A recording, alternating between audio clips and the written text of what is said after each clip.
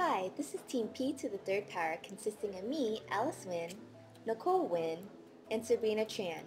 We're here to talk to you about Amdahl's law on expected system improvement. Thank you for your attention. Look at Gene Amdahl's background. Gene Amdahl was an American computer architect and high-tech entrepreneur and was also known for his work on mainframe computers at IBM and Amdahl Corporation. His career started at IBM, where he worked at various projects such as the IBM 704, the IBM 709, the Stretch project, and the basis for the IBM 7030. After leaving IBM because of the computer development idea, Amdahl created Amdahl Corporation based in Sunnyvale, California, with Fujitsu as a sponsor. Amdahl Corporation quickly proved to be a competitor for IBM. By 1979, Amdahl's corporation had sold over US $1 billion of V6 and V7 mainframes and had over 6,000 employees worldwide. Although he was doing well, Amdahl left his company in August 1979 to set up Trilogy, and later on Andor International in 1987, and also co-founded Commercial Data Servers in 1996. Through all of his dedication and work, Amdahl received several awards, including the IBM Fellow Award in 1985, the Harry H. Good Memorial Award in 1983, the Fellow Award in 1988, and the SIGDA Pioneering Achievement Award in 2007. Amdahl's law, what I like to call the bucket of cold water that gets thrown on most people that are new to parallel computing. There's this notion that all I have to do is keep adding processors to my problem and it's going to get faster no matter what. That is actually not correct. So, Amdahl's law is a way we kind of quantify that. Let's talk about Amdahl's law. Amdahl's law summarizes the performance improvement of some processes, such as a computer program. It considers that in order to improve the time to complete the process of the performance, only a part of the entire process is usually improved. It shows that the improvement is limited by the fraction of time the improvement part is used. It can be stated in two parameters, f being the fraction of time spent in the improved part, and the speed up s, how many times faster the improved part performs. Amdahl's law gives how many times faster the entire process will be as the equation s equals 1 divided by 1 minus f plus f divided by s. This equation makes it a lot easier to see what happens to the limit as s increases, where speed up overall reaches a maximum. Let's talk about parallelization. Amdahl's law states that if P is the proportion of a program that can be made parallel, and 1 minus P is the proportion that cannot be parallelized, and this remains serial, then the maximum speedup that can be achieved by using the number of n processors is given by the first equation on the left, which is 1 divided by 1 minus P plus P divided by n. Let's look more into the 1 minus P part of this equation. If P were to be 90%, then 1 minus P would be 10%, and the problem can be sped up by a maximum of a factor of 10, no matter how large n is. Parallel computing is only useful for either small numbers of processors or problems with very high values of P. So in this case, we're trying to reduce 1 minus P to the smallest number possible.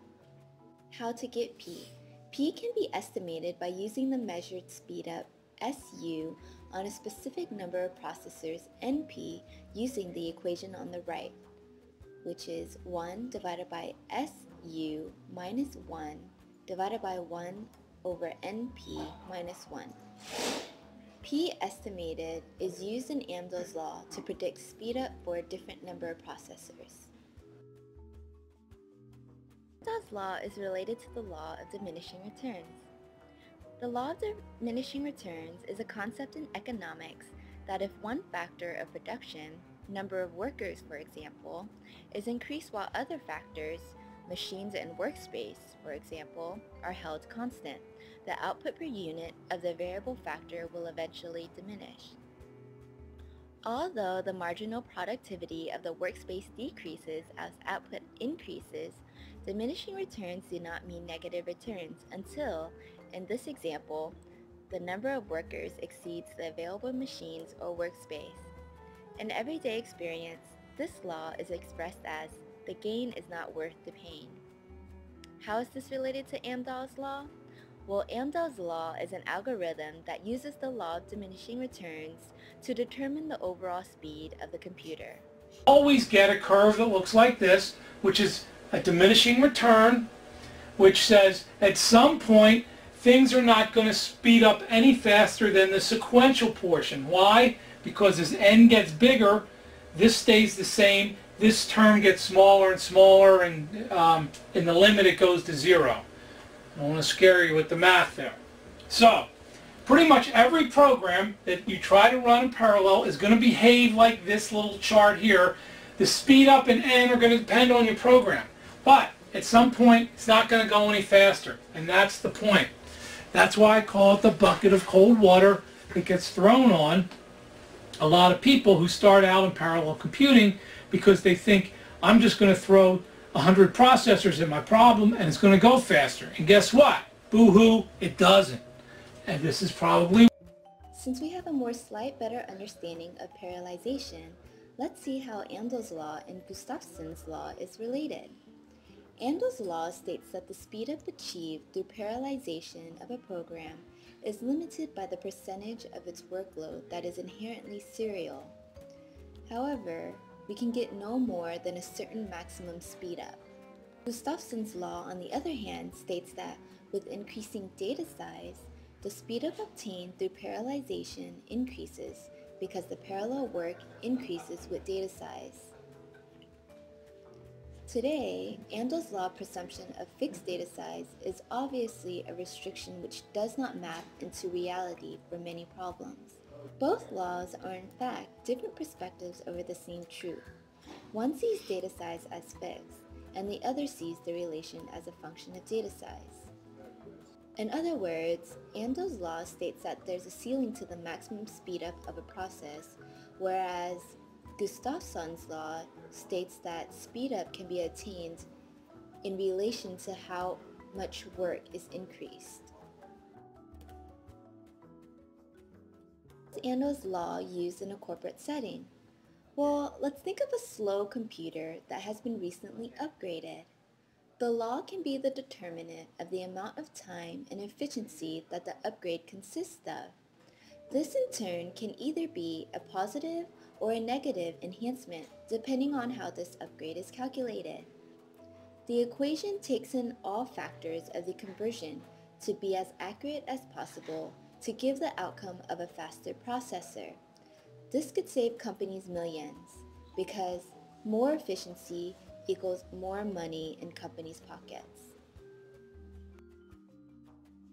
In conclusion, Amdahl's law, though a tough concept to grasp, is immensely useful for technical courses and studies like computer architecture once the many facts of Amdahl's law are realized. These forms can be used for different situations regarding computer system enhancement.